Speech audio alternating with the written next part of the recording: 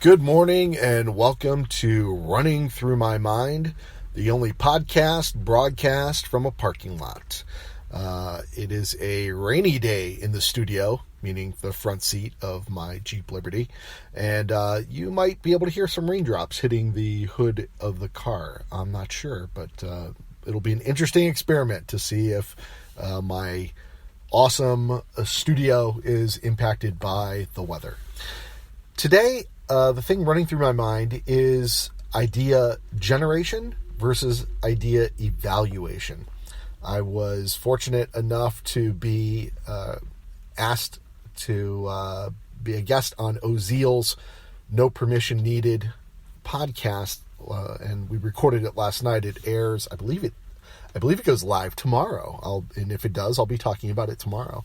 But he asked me a question during the interview that I'm frequently asked, and it seems like I've been asked this question more and more lately. How can you tell if an idea is good? And how do you decide which ideas to put into action? And it's important to look at this as a second part of the process. Idea generation is one thing that I specialize in, and it's one thing that people talk to me a lot about because they enjoy doing it as well. It's coming up with the ideas. Idea evaluation is a second part of that step. You don't want the two tasks to mingle because they interfere with one another. One of the lines I use a lot is I come up with more good ideas than most people because I'm willing to come up with more bad ideas than most people. And that's, kind of a throwaway, funny, haha one-liner, but it's true. And if you've been in a brainstorm with me, you know that at some point at some point in the conversation, I'm going to go, okay, hold on, this is going to sound weird, and then I'm going to say some bizarre, off-the-wall, maybe even off-topic concept that my brain made a connection to while I was coming up with ideas. And I need to express that concept so that I can move on to the next concept. Otherwise, it just keeps ricocheting around inside my cranium until I let it out my mouth. You know that. You've had it happen to you before. Like something is on your mind. Something's on your mind. You need to remember to do something. And it just keeps bouncing around in your head until you let it out, until you write it down, until you get it done. And then it stops. Then you've quieted your mind. That's part of the idea generation process where you're just going to come up with quantity. This is not about quality. Come up with as many ideas as you can. Good, bad, ugly, or otherwise. You just want to generate ideas, write them down, record them some way, but make sure that there is a record of the concepts that you're coming up with. And just let it flow. Like let all the concepts out of your brain, out of your system, until you're just exhausted. Now, the next part of that process is idea evaluation. And I always recommend doing it on a different day. You don't want to get caught up in idea generation impacting evaluation at the same time. Otherwise, you're going to come up with an idea and you're going to weigh it in your head, whether it's good or bad, before you decide to say it or not. And as soon as you do that, you've cut the number of ideas that you'll be able to come up with by a half at minimum. You may reduce it even further. And I say save the evaluation for a second day, or at least the second half of a day, because your brain's doing what I call percolation. So once you start brewing up ideas, if you've paid attention to me or been following me for any time, you know I draw a parallel between coffee and creativity. So the percolation point is where you're brewing up the ideas. That hot water is hitting the ground up beans, and now you're just waiting for those ideas to drip out. And if you've ever watched a coffee maker brew, you know that it starts with a drip, drip, drip, and then you've got this steady stream, and then it will finish with the drip, drip, drip. And that's what happens with your idea flow. You'll start slow, and then you're just going to get flooded with these concepts. One comes after another.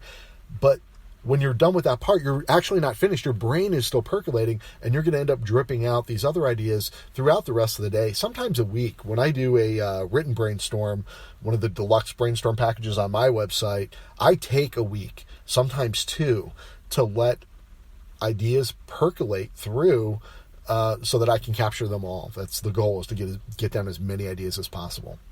Evaluation's a different step. So after you're done brewing, then you want to come up with the ideas. Then you want to weigh the ideas, whether they're good or bad. And I would say that there are 3 buckets to keep them in. There's good. I guess I need a better name for these buckets, but there is the good ideas, the awesome ideas that you love, that you want to put into action, but you don't have the resources right now. It would cost too much to put it into action. Maybe the technology doesn't even exist yet. Maybe you need a partner on it. Maybe you need to find funding for it. But they're solid ideas. You like the ideas. You want to work on the ideas. Then there's the not now ideas. And I won't even call them the bad idea pile. They're not right now ideas. And you want to keep those because you never know when you're going to return to it.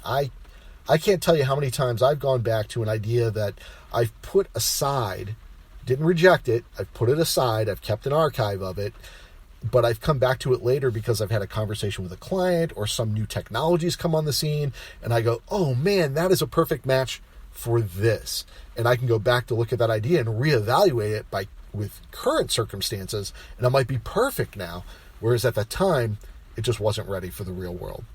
And then the third list, and that's the one that I always get most excited about, that's the action list. That's the one you look at it and say, I'm excited about the idea, and I can put this into action right now. I can get it going for $5. I can get it going for free. It'll cost me nothing but a domain name. I can write down this product. I can produce this checklist. It doesn't cost me anything. I have the resources, and I can put it out into the real world right now. And I would say those are the ideas to get most excited about, because even if you're not quite as enthusiastic about them as the one on your perfect idea list that you don't have the resources for, the more ideas you put into action, the more addicted you get to putting ideas into action, and it will actually accelerate your ability to put those other ideas into action. I've likened it to a snowball rolling downhill. It starts out as this tiny little sphere rolling downhill, but it picks up speed, it picks up momentum, it picks up mass, and by the time you reach the bottom, it's really going to make a huge impact. And that's what you can do by developing a habit of putting ideas into action.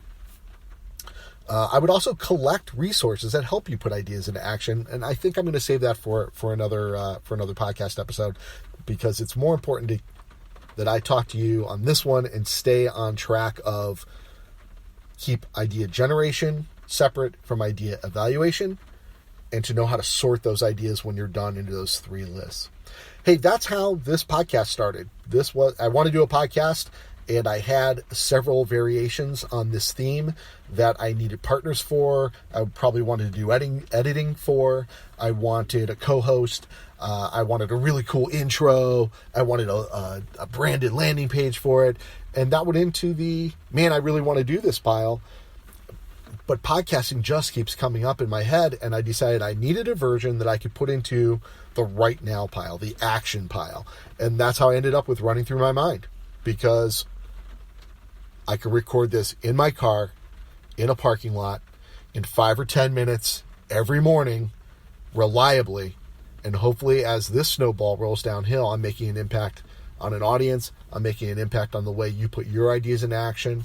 And I'm developing that habit of putting ideas out into the real world. This is a real show now. People can really listen to it. People can find me, and I can share ideas with them. I've posted online that I have a potential sponsor lined up for the show already. I was only 6 episodes in. I'm really excited about that. Can't wait to share that with you. Hopefully within the next 2 or 3 episodes, we can nail that down. The other is those other episodes, those other podcasts, concepts that I wanted to do. Putting this podcast out into the world made those other partners remember that I'd wanted to do a podcast with them. And I got an email, I got a phone call saying, hey, I thought we were going to do a podcast. So it actually moved it up on that list. Like I said, you start putting ideas out into the real world, it accelerates your ability to put other ideas out into the real world. So frankly, watch out for some upcoming podcasts on different themes from me and some co-hosts. I'm really excited about that as well. That's going to be the episode for today. I could go on more, but we want to keep these short and sweet, and it's time to get in the office and get some work done. This has been Don the Idea Guy. You've been listening to Running Through My Mind, and I will talk to you again tomorrow, and we'll talk about something else that's running through my mind.